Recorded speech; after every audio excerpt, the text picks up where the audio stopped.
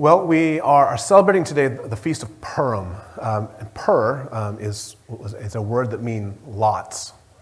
And not lots of something, but lots, as in how things will play out. And so that's where this feast comes from. So because at a certain point, the enemy, the villain of the story, goes to the Persian. They were not astrologers in the sense of what we think of today, but they were those that could predict the future, sometimes accurately, sometimes not. And they would cast lots. And so, because the bad guy was looking for the best day in order to annihilate our people. So that's where the name Purim comes from. Could get reader number one to kind of stage. We will be having different readers coming up at the various times to read a chapter of the book of Esther. So if you have your Bible or scriptures in front of you, you can open to the book of Esther, and we will literally be proceeding through this as the tradition of synagogues all over the world are reading this particular Megillah, or you could say collection or book. And so this is one of the ancient traditions of our people. For those who are not familiar with it, whenever we mention the name of one of the heroes of the story, Mordecai, we all do, Yay!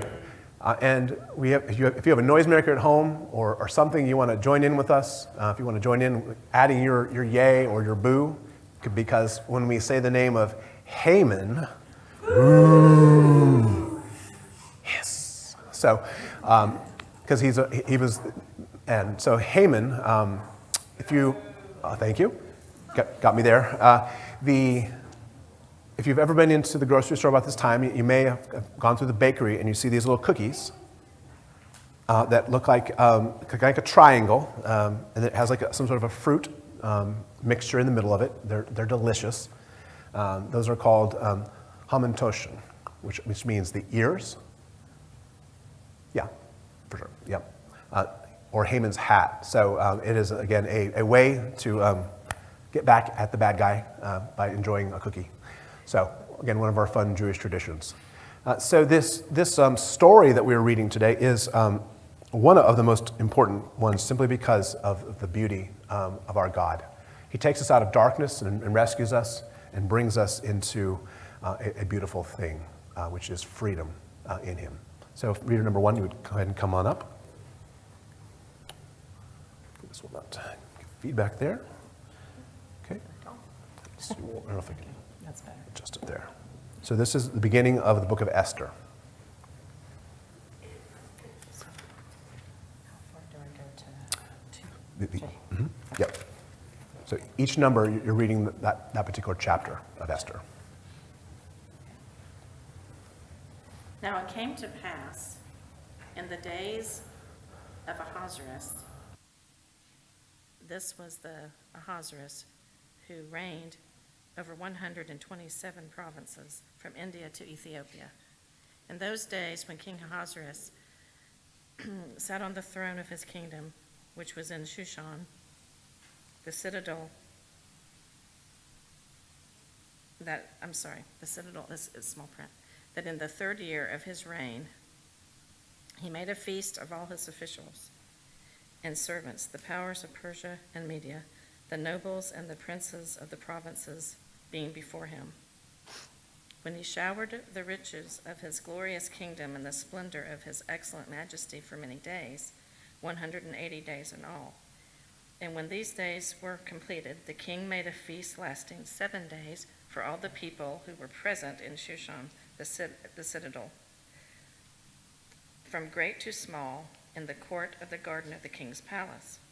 There were white and blue linen curtains fastened with cords of fine linen, and purple on silver rods, and marble pillars, and the couches were of gold and silver on a mosaic pavement of alabaster, turquoise, and white and black marble.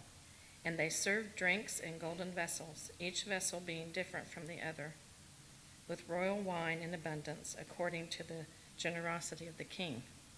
In accordance with the law, the drinking was not compulsory, For so the king had ordered all the officers of his household that they should do according to each man's pleasure. Queen Vashti was made a feast for the women in the royal palace, which belonged to King Ahasuerus. On the 7th day, when the heart of the king was merry with wine, he commanded Mahuman, Vista, Harbona, Bigtha, Abafka, Zethar, and Carcass, 7 eunuchs who served in the presence of King Ahasuerus, to bring Queen Vashti before the king, wearing her royal crown, in order to show her beauty to the people and the officials, for she was beautiful to behold. But Queen Vashti refused to come at the king's command brought by his eunuchs. Therefore the king was furious, and his anger burned within him. Then the king said to the wise men who understood the times, for this was the king's manner toward all who knew law and justice, those closest to him being Karshina, Shethar, and Matha, Tarshish, Maris, Marsina, and Memucan, the 7 princes of Persia and Media, who had to the king's presence and who ranked highest in the kingdom. What shall we do to Queen Vashti according to law, because she did not obey the command of King Ahasuerus brought to her by the eunuchs? And Mumkan answered before the king and the princes, Queen Vashti has not only wronged the king, but she also and all the princes and all the people who are in the provinces of King Ahasuerus. For the queen's behavior will become known to all women, so that they will despise their husbands in their eyes when they report. King Ahasuerus commanded Queen Vashti to be brought in before him, but she did not come. This very day the noble ladies of Persia and Media will say to all the king's officials that they have heard of the behavior of the queen. Thus there will be excessive contempt and wrath. If it pleases the king, let a royal decree go out from him, and let it be recorded in the laws of the Persians and the Medes, so that it will not be altered, that Vashti shall come no more before King Ahasuerus, and let the king give her royal position to another who is better than she. When the king's decree, which he will make, is proclaimed throughout all the empire, for it is great, all wives will honor their husbands, both great and small. And the reply pleased the king and the princes, and the king did according to the word of Memucan. Then he sent letters to all the king's provinces, and each province in its own script, and to every people in their own language, that each man should be master in his own house and speak in the language of his own people.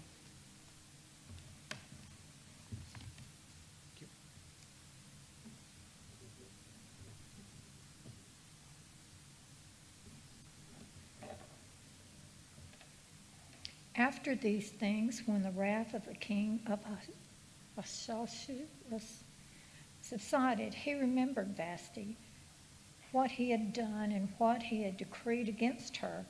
Then the king's servant who attended him said, Let beautiful young virgins be sought for the king, and let the king appoint officers in all the province of his kingdom, that they may gather all the beautiful young virgins to Shushan, the citadel, into the women's quarters under the custody of Hegai, the king's eunuch, custodian of the women, and let the beauty preparations be given to them. Then let the young woman who pleases the king to be queen instead of Vashti. The thing pleased the king, and he did so. And in Shushan, the citadel, there was a certain Jew whose name was Mordecai, the son of Yair, the son of Shimei, the son of Kish, a Benjamite. Kish had been carried away from Jerusalem with the captives who had been captured with Jeconiah, king of Judah, from Nebuchadnezzar, king of Babylon, had carried away. And Mordecai had brought up Hadassah, that is Esther, his uncle's daughter, and she had neither father nor mother, The young woman was lovely and beautiful. When her father died, Mordecai took her as his own daughter. So it was when the king's command and decree were heard, and when many women were gathered at Shushan, the citadel, under the custody of Hegai, that Esther also was taken to king's palace into the care of Hegai, the custodian of women. Now the young woman pleased him, and she obtained his favor. So he readily gave beauty preparations to her besides her allowance. Then 7 choice maidservants were provided for her from king's palace. And he moved her and her maidservants to the best place in the house of the woman. Esther had not revealed her people or family, for Mordecai had charged her not to reveal it. And every day Mordecai paced in front of the court of the women's quarters to learn of Esther's welfare and what was happening to her. Each young woman's turn came to go in to the king of Ahasuerus.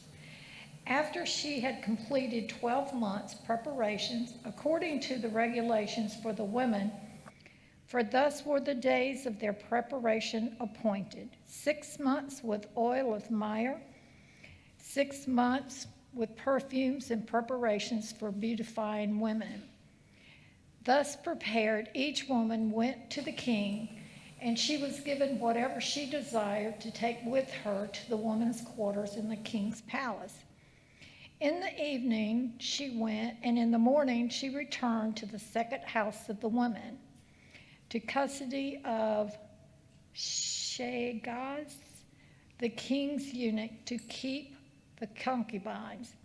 She would not go into the king again unless the king delighted in her and called for her by name. Now when the turn came for Esther, the daughter of Abihail, the uncle of Mordecai, who was taken her as her daughter, to go into the king, she requested nothing but Hegai to Hegai, the king's eunuch, the custom of women advised. And Esther obtained favor in the sight of all who saw her. So Esther was taken to the king Ahasuerus into the royal palace into the 10th month, is the month of Tebeth.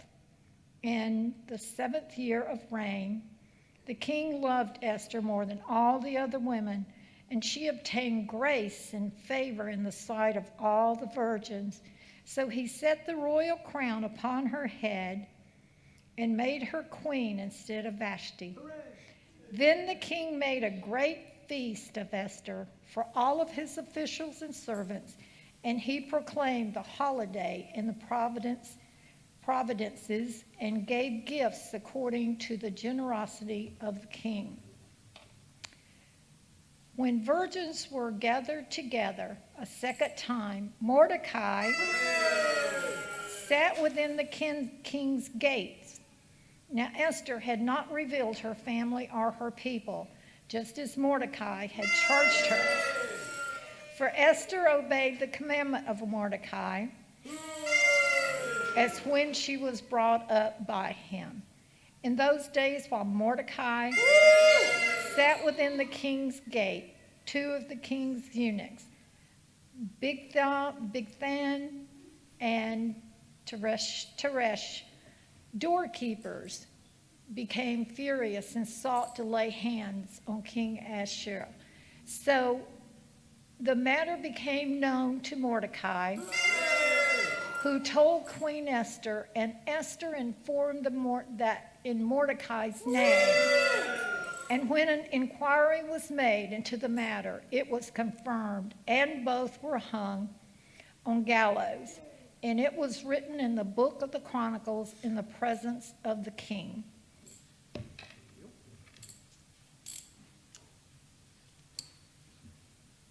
All right, get ready.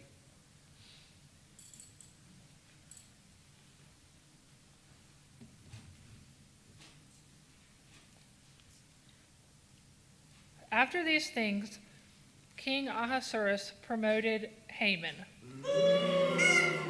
the son of Hammedatha the Agagite, and advanced him and set his seat above all the princes who were with him. And all the king's servants who were within the gate bowed and paid homage to Haman. For the king had commanded concerning him, but Mordecai would not bow or pay homage. Then the king's servants who were within the king's gate said to Mordecai, "Why do you transgress the king's command?" Now it happened when they spoke to him daily and he would not listen to him, that they told it to Haman to see whether Mordecai's words would stand.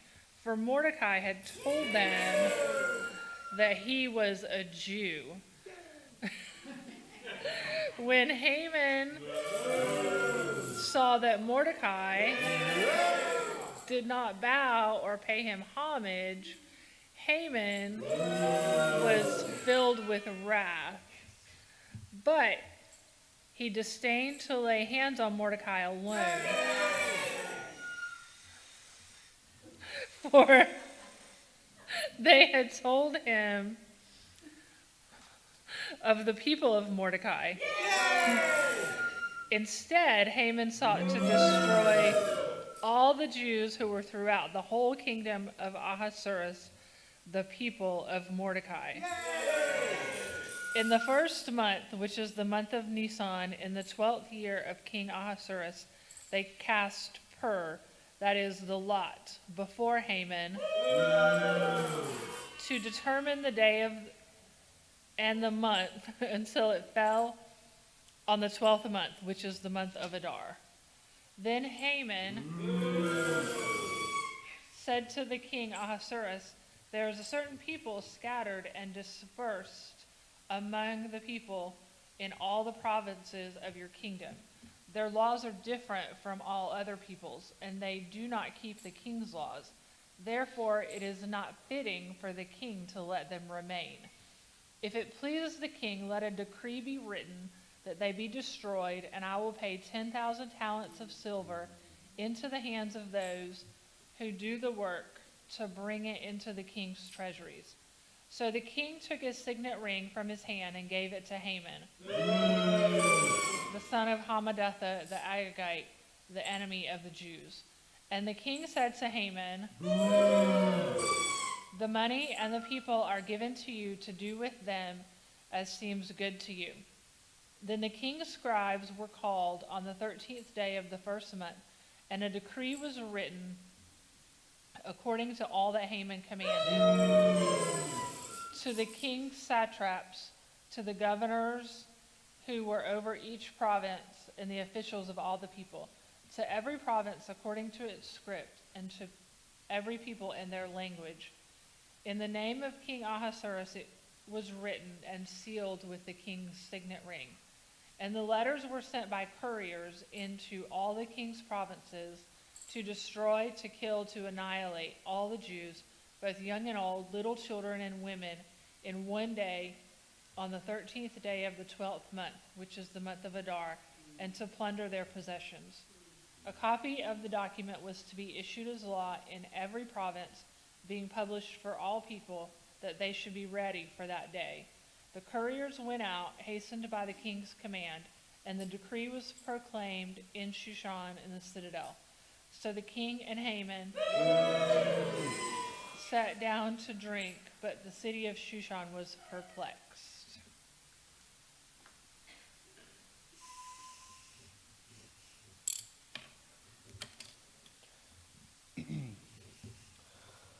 When Mordecai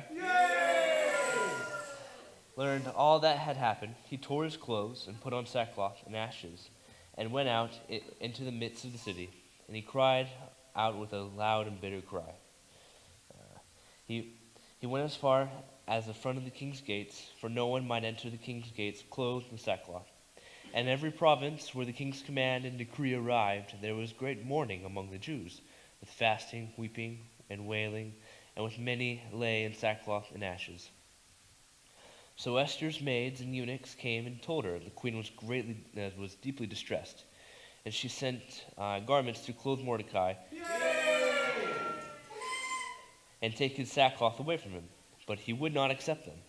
So Esther called Hathach, one of the king's eunuchs, whom he appointed to attend her, and she gave him a command concerning Mordecai to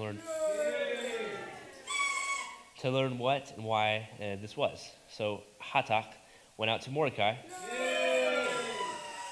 in the city square that was in front of the king's gates, and Mordecai told him all that had happened to him, and the sum of the money that Haman had promised to pay into the king's treasuries to destroy the Jews.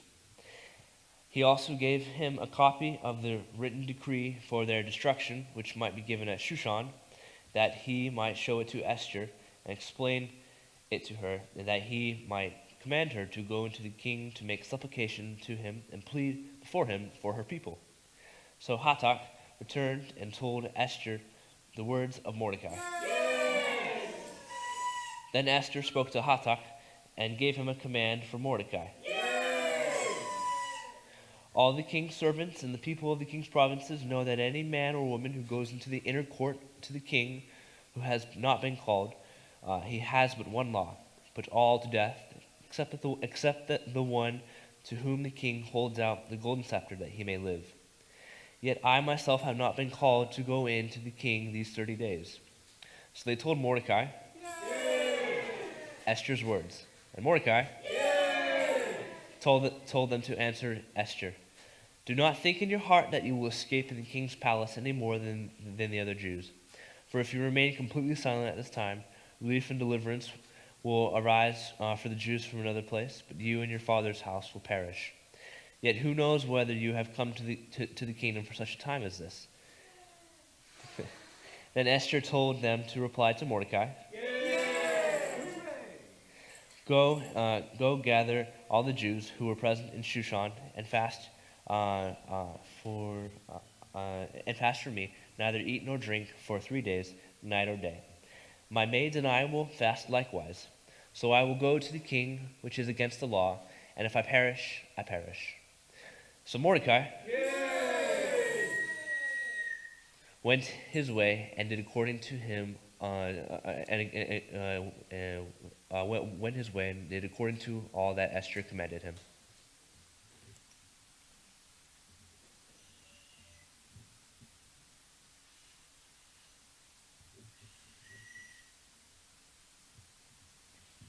Now it happened on the third day that Esther put on her royal robes and stood in the inner court of the king's palace, across from the king's house, while the king sat on his royal throne in the royal house, facing the entrance of the house.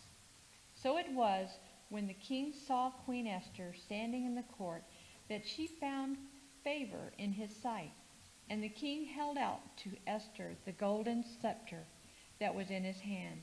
Then Esther went near and touched the top of the scepter. And the king said to her, "What do you wish, Queen Esther? What is your request? It shall be given to you up to half of the kingdom." So Esther answered, If it pleases the king, let the king and Haman come today to a banquet that I have prepared for him. Then the king said, "Bring Haman quickly, that he may do as Esther has said." So the king and Haman went to the banquet that Esther had prepared. At the banquet of wine, the king said to Esther, "What is your petition? It shall be granted to you. What is your request up to half the kingdom? It shall be done." Then Esther answered and said, "My petition and request is this: if I have found favor in the sight of the king, and if it pleases the king to grant my petition and fulfill my request, then let the king and Haman Come to the banquet which I will prepare for them, and tomorrow I will do just as the king has said." So Haman went out that day joyful and with a glad heart. But when Haman saw Mordecai in the king's gate, and that he did not stand or tremble before him, he was filled with indignation against Mordecai. Nevertheless, Haman restrained himself and went home, and he sent and called for his friends and his wife Zeresh. Then Haman told them of his great riches, the multitude of his children, everything in which the king had promoted him, and how he had advanced him above the officials and servants of the king. Moreover, Haman said, "Besides, Queen Esther invited no one but me to come in with the king to the banquet that she prepared. And tomorrow I am again invited by her along with the king. Yet all this avails me nothing, so long as I see Mordecai, the Jew, sitting at the king's gate." Then his wife Zeresh and all his friends said to him, "Let a gallows be made 50 cubits high, and in the morning suggest to the king that Mordecai be hanged on it. Then go merrily with the king to the banquet."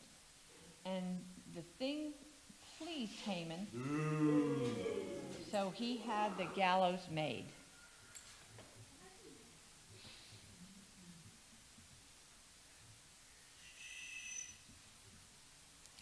That night the king could not sleep, so one was commanded to bring the book of the records of the Chronicles, and they were read before the king. And it was found written that Mordecai had told of Bigthana and Teresh, two of the king's eunuchs, the doorkeepers who had sought to lay hands on King Ahasuerus.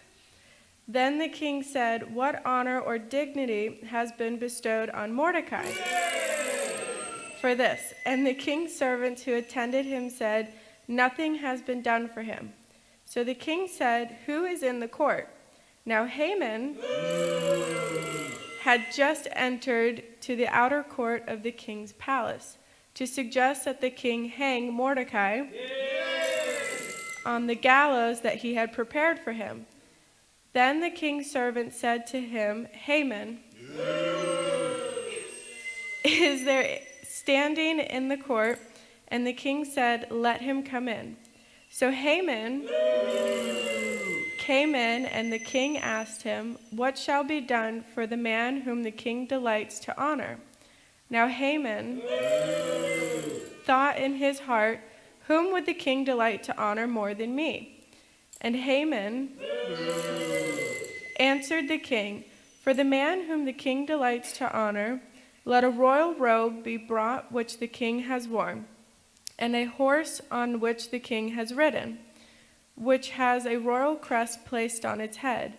Then let this robe and horse be delivered to the hand of one of the king's most noble princes, that he may array the man whom the king delights to honor.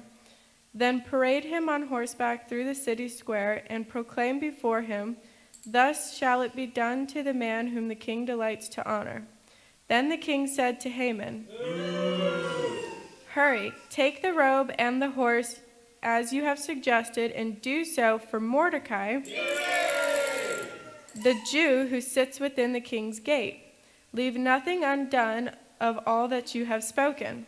So Haman took the robe and the horse, arrayed Mordecai, and led him on horseback through the city square, and proclaimed before him, "Thus shall it be done to the man whom the king delights to honor." Afterward, Mordecai, went back to the king's gate. But Haman hurried to his house mourning, and his head covered. When Haman told his wife Zeresh and all his friends everything that had happened to him, his wise men and his wife Zeresh said to him, "If Mordecai, before whom you have begun to fall, is of Jewish descent, you will not prevail against him, but will surely fall before him." While they were still talking with him, the king's eunuchs came and hastened to bring Haman to the banquet which Esther had prepared. Haman hanged instead of Mordecai.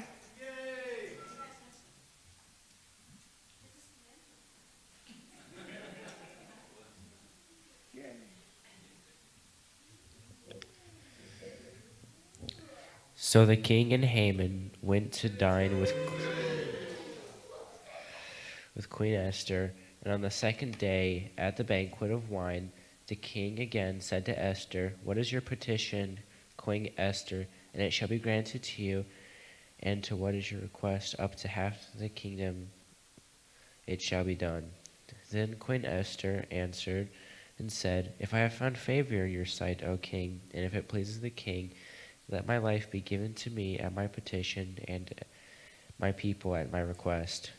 For we have been sold, my people, and I, to be destroyed and killed, and to be annihilated. And we have been sold as male and female slaves, and I would have held my tongue, although the enemy could never compensate for the kingsness." So King Ahasuerus answered and said to Queen Esther, "Who is he, where is he, and who would dare presume in his heart that he should do such a thing?" And Queen Esther said, "The adversary and enemy is this wicked Haman." So Haman was terrified before the king and queen. Then the king arose and in his wrath from the banquet of wine and went to the palace garden. But Haman stood before Queen Esther, pleading for his life, for he saw that evil was determined against him. And by the king, when the king returned from the palace garden to the place of the banquet of wine, Haman had fallen across the couch where Esther was. Then the king said, "Will he also assault the queen while I am in the house?" As the word left the king's mouth, they covered Haman's face. Now, how do you say that? Harbona, one of the king's eunuchs, said to the king, "Look, the gallows 50 feet high, which Haman made for Mordecai, who spoke good on the king's behalf, is standing at the house of Haman." Then the king said, "Hang him on it." They hanged Haman on the gallows which he had prepared for Mordecai. Then the king's wrath subsided. Esther saves the Jews.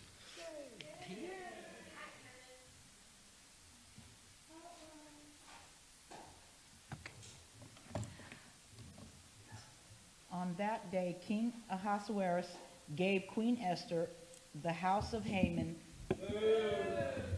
the enemy of the Jews. And Mordecai came before the king, for Esther had told how he was related to her. So the king took off his signet ring, which he had taken from Haman, and gave it to Mordecai. And Esther appointed Mordecai over the house of Haman. Now Esther spoke again to the king, fell down at his feet, and implored him with tears to counteract the evil of Haman the Agagite, and the scheme which he had devised against the Jews. And the king held out the golden scepter toward Esther.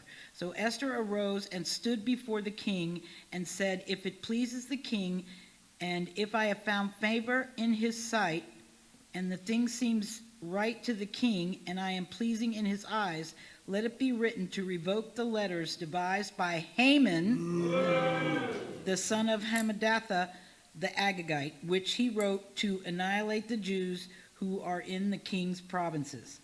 For how can I endure to see the evil that will come to my people, or how can I endure to see the destruction of my countrymen?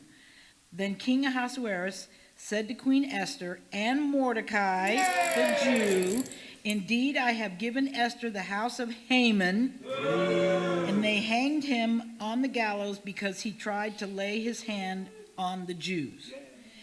You yourselves write a decree concerning the Jews as you please in the king's name, and seal it with the king's signet ring, for whatever is written in the king's name and sealed with the king's signet ring, no one can revoke. So the king's scribes were called at that time in the 3rd month, which is the month of Sivan, on the 23rd day, and it was written according to all that Mordecai commanded to the Jews, the satraps, the governors, and the princes of the provinces from India to Ethiopia, 127 provinces in all, to every province in its own script, to every people in their own language, and to the Jews in their own script and language. And he wrote in the name of King Ahasuerus, sealed it with the king's signet ring, and sent letters by couriers on horseback, riding on royal horses bred from swift steeds. By these letters, the king permitted the Jews who were in every city to gather together and protect their lives, to destroy, kill, and annihilate all the forces of any people or province that would assault them, both little children and women, and to plunder their possessions. On one day, in all the provinces of King Ahasuerus, on the 13th day of the 12th month, which is the month of Adar. A copy of the document was to be issued as a decree in every province and published for all people, so that the Jews would be ready on that day to avenge themselves on their enemies. The couriers who rode on royal horses went out, hastened and pressed on by the king's command, and the decree was issued in Shushan, the citadel. So Mordecai went out from the presence of the king in royal apparel of blue and white, with a great crown of gold and a garment of fine linen and purple, and the city of Shushan rejoiced and was glad. The Jews had light and gladness, joy and honor. And in every province, the city, wherever the king's command and decree came, the Jews had joy and gladness, a feast and a holiday. Then many of the people of the land became Jews, because fear of the Jews fell upon them.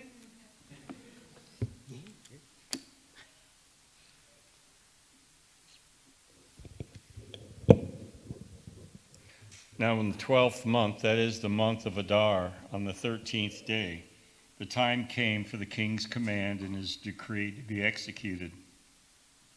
On the day that the enemies of the Jews had hoped to overpower them, the opposite occurred, in that the Jews themselves overpowered those who hated them.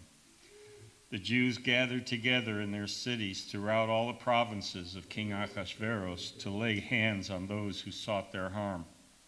And no one could withstand them, because fear of them fell upon all people. And all the officials of the provinces, the satraps, the governors, and all those doing the king's work, helped the Jews, because the fear of Mordecai fell upon them. For Mordecai was great in the king's palace, and his fame spread throughout all the provinces. For this man Mordecai became increasingly prominent. Thus the Jews defeated all their enemies with the stroke of the sword, with slaughter and destruction, and did what they pleased with those who hated them.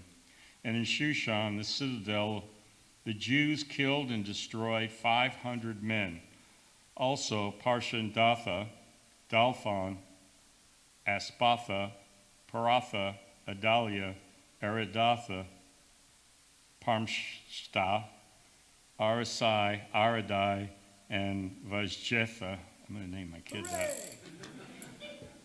The 10 sons of Haman, The sons of Hammedatha, the enemy of the Jews, they killed, but they did not lay a hand on the plunder. On that day, the number of those who were killed in Shushan, the citadel, was brought to the king. And the king said to Queen Esther, "The Jews have killed and destroyed 500 men in Shushan, the citadel, and the 10 sons of Haman. What have they done in the rest of the king's provinces? Now what is your petition? It shall be granted to you. Or what is your further request? It shall be done." Then Esther said, "If it pleases the king, let it be granted to the Jews who are in Shushan to do again tomorrow according to today's decree. And let Haman's 10 sons be hanged on the gallows." So the king commanded this to be done. The decree was issued in Shushan, and they hanged Haman's 10 sons. And the Jews who were in Shushan gathered together on the 14th day of the month of Adar, and killed 300 men at Shushan, but they did not lay hand on the plunder. The remainder of the Jews in the king's provinces gathered together to protected their lives, had rest from their enemies, and killed 75,000 of their enemies. But they did not lay a hand on the plunder. This was on the 13th day of Adar. And on the 14th of the month they rested and made it a day of feasting and gladness. But the Jews who were at Shushan assembled together on the 13th day as well as on the 14th. And on the 15th of the month they rested and made it a day of feasting and gladness. Therefore the Jews of the villages who dwelt in the unwalled towns celebrated the 14th day of the month, Adar, with gladness and feasting, as a holiday and for sending presents to one another. And Mordecai wrote these things and sent letters to all the Jews near and far who were in all the provinces of King Ahasuerus, to establish among them that they should celebrate yearly the 14th and 15th days of the month of Adar, as the days on which the Jews had rest from their enemies, as the month which was turned from sorrow to joy for them, and from mourning to holidays, that they should make them the days of feasting and joy, of sending presents to one another and gifts to the poor. So the Jews accepted the custom which they had begun, as Mordecai had written to them, because Haman, the son of Hammedatha the Agagite, the enemy of all Jews, had plotted against the Jews to annihilate them, and had cast Pur, that is, the lot, to consume them and destroy them. But when Esther came before the king, he commanded by letter that this wicked plot which Haman had devised against the Jews should return on his own head, and that he and his son should be hanged on the gallows. So they called these days Purim, after the name Pur. Therefore, because of all the words of this letter, what they had seen concerning this matter, and what had happened to them, the Jews established and imposed it upon themselves and their descendants and all who would join them, that without fail they should celebrate these 2 days every year, according to the written instructions and according to the prescribed time, that these days should be remembered and kept throughout every generation, every family, every province, and every city, that these days of Purim should not fail to be observed among the Jews, and that the memory of them should not perish among their descendants. Then Queen Esther, the daughter of Abihail, with Mordecai, the Jew, wrote with full authority to confirm this second letter about Purim. And Mordecai sent letters to all the Jews, to the 127 provinces of the kingdom of Ahasuerus, with the words of peace and truth, to confirm these days of Purim at their appointed time, as Mordecai, the Jew, and Queen Esther had prescribed for them, and as they had decreed for themselves and their descendants concerning matters of their fasting and lamenting. So the decree of Esther confirmed these matters of Purim, and it was written in the book.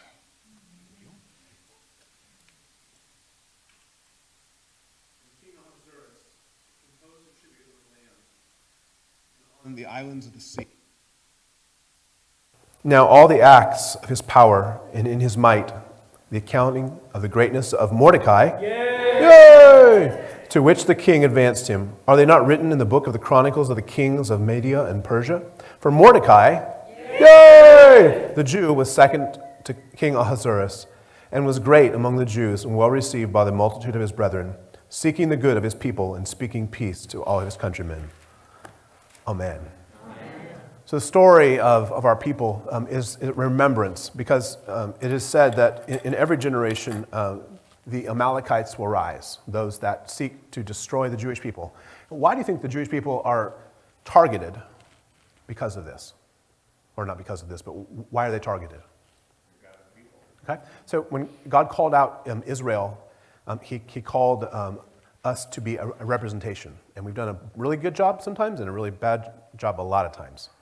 And God uses our rebellion as the Jewish people. Well, integrated into this are all believers, Christians, because whatever fate befalls the Jews will also befall Christians, because Christians, believers, are grafted in mysteriously into the commonwealth of Israel.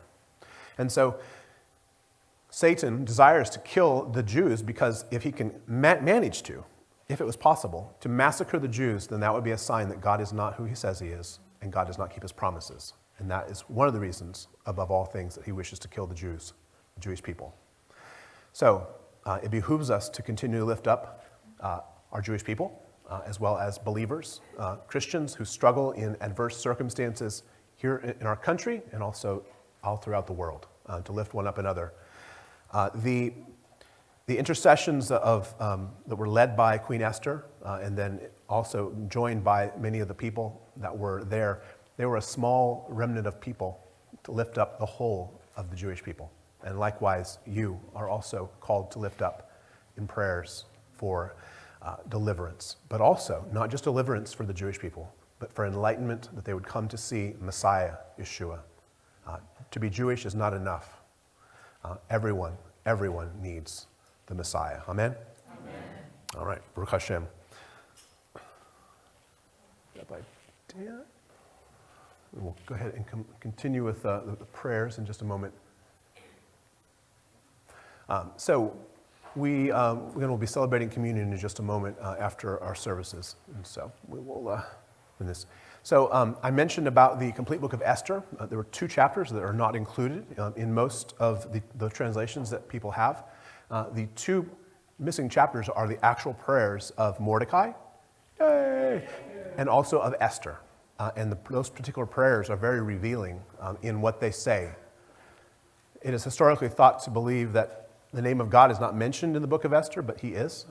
Mordecai and Esther also call upon the God of Israel, Adonai Elohim. And so that is something that I'll send out so that you can read if you've never read it before.